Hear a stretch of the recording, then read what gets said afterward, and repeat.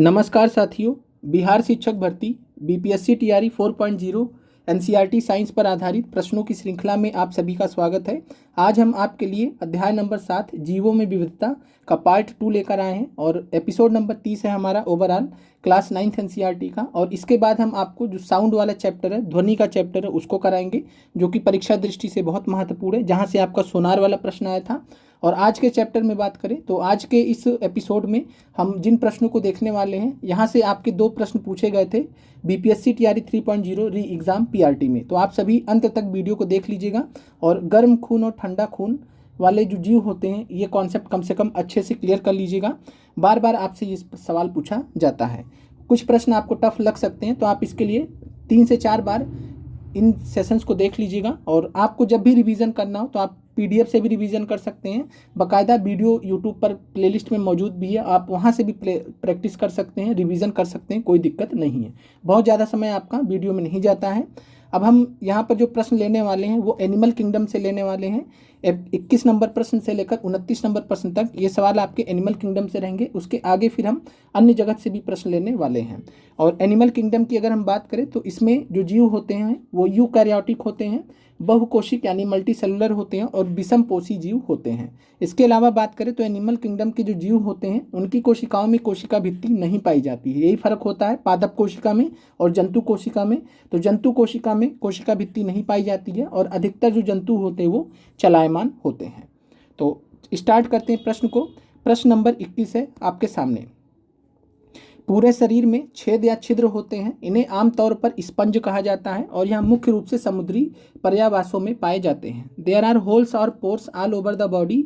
They are commonly called sponges and are mainly found in marine habitats. उपरोक्त कथन निम्नलिखित में से किस संघ को दर्शाता है, यह आपको बताना है। ऑप्शन ए है 21 में पोरीफेरा है, ऑप्शन बी है प्लेटी हेलमिन्थीस है, ऑप्शन सी एनेलिड है। तो आपको बताना है कि पूरे शरीर में छेद या छिद्र किसमें होते हैं, जिन्हें हम स्पंज के नाम से जानते हैं, और ये मुख्य रूप से समुद्री पर्यायवास में या हैबिटेट में पाए जाते हैं। तो 21 नंबर प्रश्न की अगर हम बात करें तो 21 नंबर प्रश्न का जो राइट आंसर है वो है ए पोरीफेरा। पोरीफेरा संघ के जो जीव होते हैं इनमें छेद पाया जाता है, होल्स या पोर्स पाए जाते हैं पूरे बॉडी में, जिन्हें हम स्पॉन्ज कहते हैं। और ये ज़्यादातर जो पाए जाते हैं अधिकतर रूप से ये मैरीन हैबिटेट में, समुद्री आवास में पाए जाते हैं। पोरीफेरा आपका पहले नंबर 21 नंबर प्रश्न का राइट आंसर हो जाएगा। कल हमने आपको 20 प्रश्न कराए थे, आज हम 21 से यहाँ पर स्टार्ट कर रहे हैं। पोरीफेरा की बात करें तो पोरीफेरा की एक खास बात और आपको ध्यान रखना है। पोरीफेरा संघ के जो जीव होते हैं ये अचल जीव होते हैं। अचल मतलब होता है चल नहीं पाते हैं, चल नहीं पाते हैं। जंतु ज़्यादातर चलायमान होते हैं एनिमल किंगडम के, लेकिन पोरीफेरा ऐसे होते हैं जो अचल जीव होते हैं, चल नहीं पाते हैं, और ये किसी आधार पर चिपके रहते हैं। इनको कोई ना कोई आधार चाहिए जिस पे ये चिपके रहेंगे। पोरीफेरा संघ के जीवों को स्पॉन्ज कहा जाता है। और इसके उदाहरण जो आपको एनसीईआरटी में दिए गए हैं, जो आपको ध्यान रखने हैं परीक्षा दृष्टि से, साइकॉन है, यूपेलेक्टेला है और स्पॉन्जिला है। तो साइकॉन, यूपेलेक्टेला और स्पॉन्जिला यहाँ पर आपको ध्यान रखना है। चलिए अगले प्रश्न पर चलते हैं। अगला प्रश्न आपका 22 है। निम्नलिखित में से कौन सा जीव सेलेंटरेटा या सिनिडेरिया संघ से संबंधित है। तो आपको बताना है कि कौन से जीव यहाँ पर आपके सिलेंटरेटा संघ या सिनिडेरिया संघ से संबंधित है। हाइड्रा और समुद्री एनीमोन, यूपेलेक्टेला और साइकॉन, प्लेनेरिया और यकृत पर्णाभ, ये आपको बताने हैं। तो बात करें 22 नंबर प्रश्न की, तो यूपेलेक्टेला और साइकॉन जो है ये किस वर्ग में आएंगे, तो ये आएंगे पोरीफेरा में। यह भी हमने ऊपर देखा है। प्लेनेरिया अभी आगे आएगा आपका। और इसके अलावा बात करें इस प्रश्न का जो राइट आंसर है, सिलेंट्रेटा या सिनिडेरिया ग्रुप से जो संबंधित है, संघ से संबंधित है, हाइड्रा और समुद्री एनीमोन। तो ये आपको उदाहरण ध्यान रखने हैं परीक्षा दृष्टि से। और कोरल भी आपको ध्यान रखना है कि कोरल, हाइड्रा, सी एनीमोन इसके उदाहरण है। तो कोरल भी आपसे पूछा जा सकता है कि कोरल जो है किस संघ से संबंधित है, तो कोरल भी सिलेंट्रेटा या सिनिडेरिया संघ से संबंधित है। अगला प्रश्न आपके सामने है 23 नंबर। निम्नलिखित में से 23 नंबर प्रश्न है, डैश नाम के एक चपटे कृमि में, चपटे कृमि का मतलब फ्लैटवार्म होता है, ऐसा कौन सा फ्लैटवार्म है जिसमें बहुत ही सरल आंखें होती हैं, जो वास्तव में केवल आंख के धब्बे होते हैं जो प्रकाश का पता लगाती हैं। A flatworm named has very simple eyes that are really just eye spot which detect light. तो लाइट को डिटेक्ट करने के लिए आंखें कैसी सरल आंखें जैसी होती हैं, और वो केवल आँख के धब्बे जैसी होती हैं, कोई आँख नहीं होती वास्तव में, प्रकाश का पता लगाती हैं। टेप वर्म में होता है, लीवर फ्लूक में होता है या प्लेनेरिया में होता है। तो ये क्लास 10th में भी हमने आपसे डिस्कस किया है। राइट आंसर 23 नंबर प्रश्न का है प्लेनेरिया। प्लेनेरिया में बात करें तो सरल आंखें पाई जाती हैं और जो लाइट का पता लगाती हैं, लाइट को डिटेक्ट कर सकती हैं। तो राइट आंसर आपका 23 नंबर प्रश्न में सी है, प्लेनेरिया। प्लेनेरिया की बात करें तो प्लेनेरिया किस संघ में आता है, ये आपसे पूछा जा सकता है।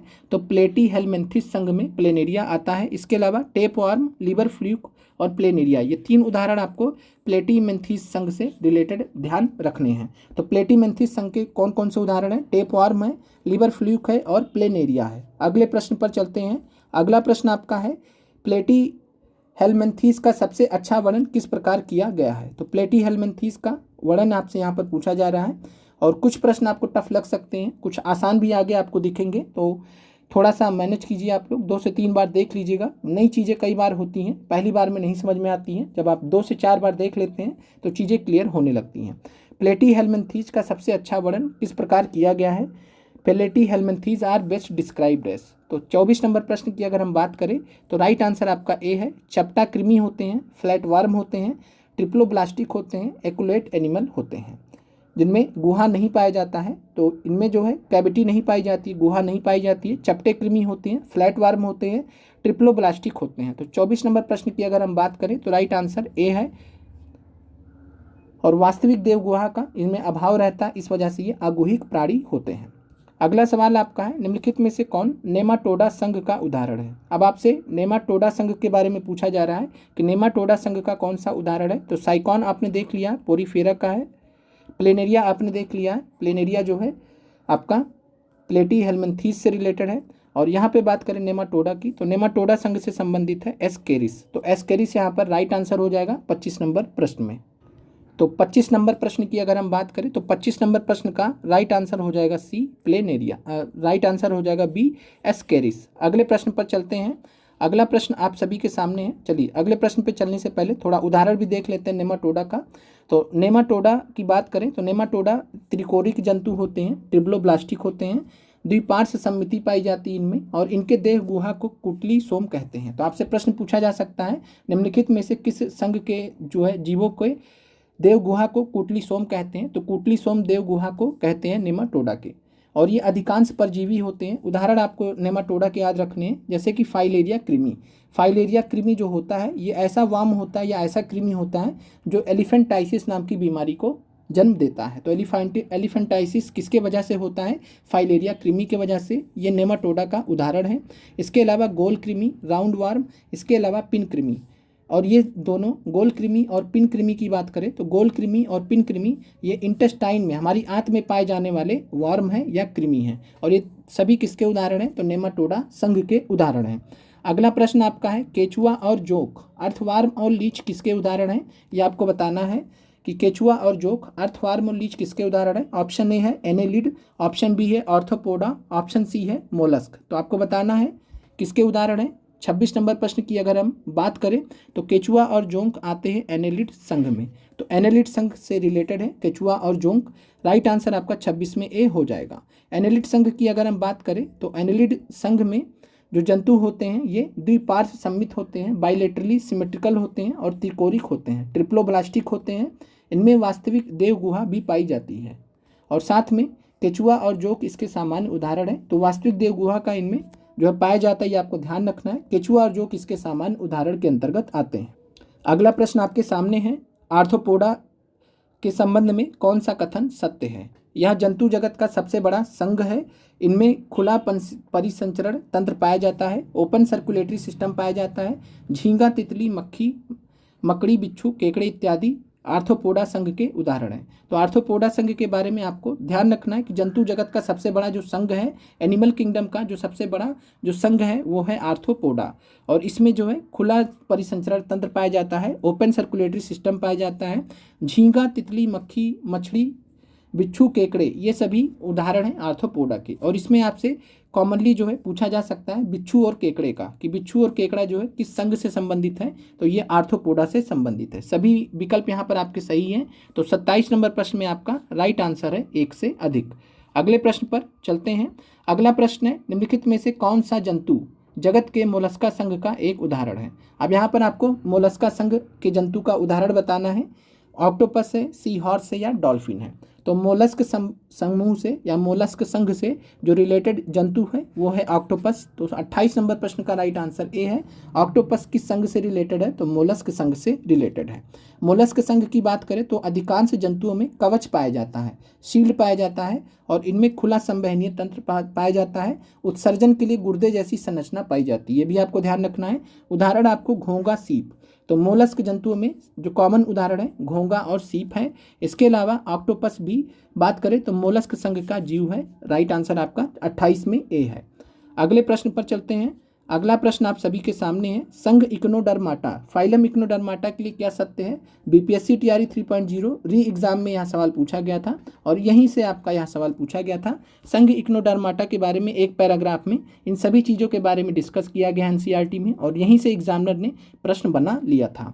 तो संघ इक्नोडर्माटा की बात करें तो ये त्रिस्तरीय और सीलोमिक गुहा होती है, विशिष्ट जल संवहन नाल तंत्र होता है, विशेष रूप से ये मुक्त जीवी समुद्री जंतु है।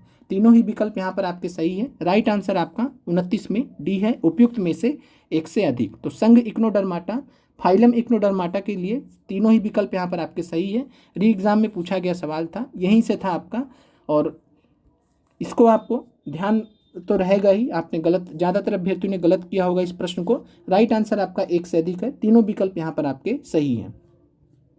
और संघ इक्नोडर्माटा की बात करें तो कैल्शियम कार्बोनेट का कंकाल और कांटे पाए जाते हैं। उदाहरण आपको पूछा जा सकता है अगली बार कि संघ इक्नोडर्माटा का उदाहरण क्या है, तो स्टार फिश और समुद्री अर्चिन। स्टार फिश और समुद्री अर्चिन इसके उदाहरण हैं संघ इक्नोडर्माटा के। अगले प्रश्न पे चलते हैं। निम्नलिखित में से किसमें श्वसन के लिए क्लोम यानी कि गिल्स पाए जाते हैं जो जल में विलीन ऑक्सीजन का उपयोग करते हैं। तो ये अब आपके लिए थोड़ा सा रिलेटिवली आसान प्रश्न है, ये आप बता सकते हैं देख के कि श्वास लेने के लिए, श्वसन करने के लिए क्लोम या गिल्स किसमें पाए जाते हैं और जिनका काम होता है जल में विलीन ऑक्सीजन का उपयोग करना। तो सरीसृप में होता है, रेप्टिला में, मत्स्य में होता है, स्तनपायी में होता है। तो बात करें क्लोम की, गिल्स की, तो गिल्स मछलियों में पाए जाते हैं और राइट आंसर आपका 30 नंबर प्रश्न में बी हो जाएगा, मत्स्य या फिशेस। 30 में बी हो जाएगा राइट आंसर। अगला प्रश्न आपके सामने है, 31 नंबर प्रश्न है। इस प्रकार का प्रश्न आपसे पूछा जा चुका है टीआरई 3 में, जो 15 मार्च का पेपर हुआ था, 6 से 8 में साइंस में पूछा गया था। फिर उसके बाद बीपीएससी टीआरई 3.0 री एग्जाम में पीआरटी में सवाल पूछा गया था, सेम सवाल पूछा गया था। तो निम्नलिखित में से कौन सा असमतापी जंतु है, कोल्ड ब्लडेड जंतु है, ये आपको बताना है। तो कोल्ड ब्लडेड यानी ठंडे खून वाले जंतु कौन से हैं, हिंदी में असमतापी जंतु बोलते हैं, जो आपका एनसीईआरटी में शब्द दिया है। इंग्लिश में कोल्ड ब्लडेड बोलते हैं, वैसे आप ठंडे खून वाला प्राणी समझ सकते हैं। तो ठंडे खून वाले प्राणी में अगर हम बात करें तो मत्स्य आते हैं, मछलियाँ सारी आती हैं, जल स्थलचर एम्फीबियंस आते हैं सारे, सरीसृप, रेप्टिला या रेप्टाइल्स जो है ये सभी के सभी कोल्ड ब्लडेड हैं। तीनों आपको ध्यान रहने चाहिए और इनके जो भी उदाहरण होंगे वो क्या हो जाएंगे, कोल्ड ब्लडेड हो जाएंगे। तो ठंडे खून वाले प्राणियों के अंतर्गत सभी मछलियाँ आएंगी, सभी जल स्थलचर आएंगे यानी उभयचर आएंगे एम्फीबियंस, और सभी जो सरीसृप है, रेप्टाइल्स हैं, ये सभी के सभी किस में आएंगे, कोल्ड ब्लडेड में आएंगे। तो राइट आंसर आपका 31 में डी है, एक से अधिक। अगले प्रश्न पर चलते हैं। अगला प्रश्न है आपका, निम्नलिखित में से किस मछली में कंकाल केवल उपास्थि या कार्टिलेज का बना होता है। तो कौन सी मछली है जिसमें जो कंकाल होता है, स्केलेटन होता है, वो केवल और केवल उपास्थि का बना होता है, कार्टिलेज का बना होता है। ट्यूना में, रोहू में या शार्क में। 32 नंबर प्रश्न में बताइए क्या आंसर होगा। तो शार्क मछली की अगर हम बात करें तो शार्क मछली में कंकाल केवल उपास्थि कार्टिलेज का बना होता है। टूना और रोहू में आपको ध्यान रखना है अस्थि और उपास्थि दोनों का मिलकर बना होता है। तो अस्थि और उपास्थि दोनों से मिलकर बना होता है कंकाल टूना और रोहू में, जबकि शार्क में बात करें तो इनमें केवल और केवल उपास्थि का बना होता है। 32 नंबर प्रश्न में राइट आंसर आपका सी है। अगले प्रश्न पर चलते हैं और यहाँ पर थोड़ा सा एक चीज़ यहाँ पॉइंट ध्यान रखना है कि जो उभयचर होते हैं, उभयचर या एम्फीबियन होते हैं, ये असमतापी होते हैं, कोल्ड ब्लडेड होते हैं। जैसे आप सिंपल में एग्जांपल समझ लीजिए फ्रॉग का, मेढक का। तो मेढक जो है एम्फीबियन है, उभयचर है, असमतापी होगा, कोल्ड ब्लडेड होगा, ठंडे खून वाला। हृदय इनका कैसा होता है, 3 कक्षीय होता है, 3 चैम्बर्ड होता है। तो 3 चैम्बर्ड हार्ट होता है मेढक में या उभयचर में, और ये कोल्ड ब्लडेड होते हैं, ये आपको ध्यान रखना है। चलिए अगला प्रश्न आपके सामने है।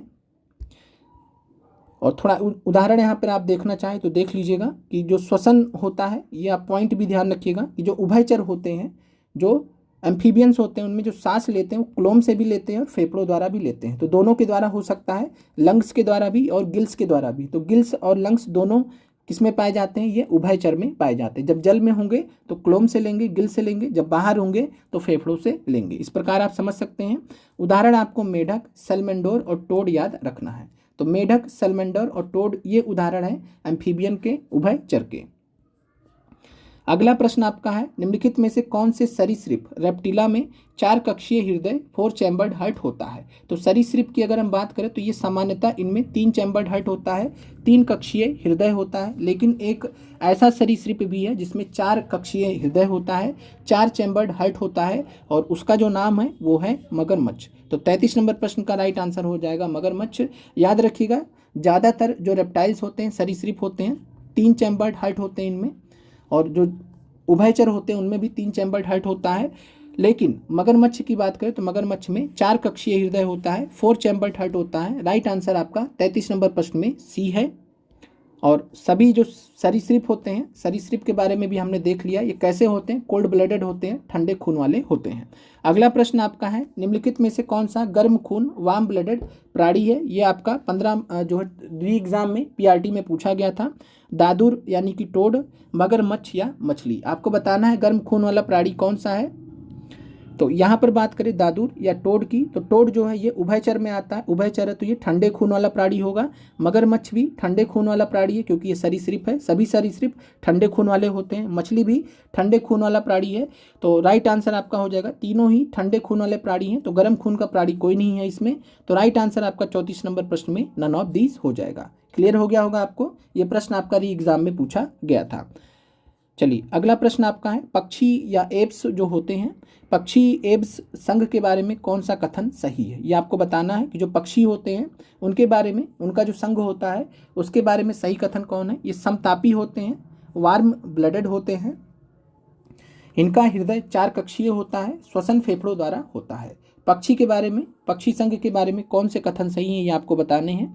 तो 35 नंबर प्रश्न की अगर हम बात करें तो पक्षी संघ जो होते हैं ये समतापी होते हैं, वार्म ब्लडेड होते हैं, गर्म खून के होते हैं। तो ये सभी गर्म खून के होते हैं। इनका जो हृदय होता है वो 4 कक्षीय होता है, 4 चैम्बर्ड होता है। जैसे कि इंसानों में होता है 4 चैम्बर्ड, वैसे ही पक्षियों में भी 4 चैम्बर्ड होता है। जैसे स्तनपाई में 4 चैम्बर्ड होता है, वैसे ही पक्षियों में भी 4 चैम्बर्ड हार्ट होता है।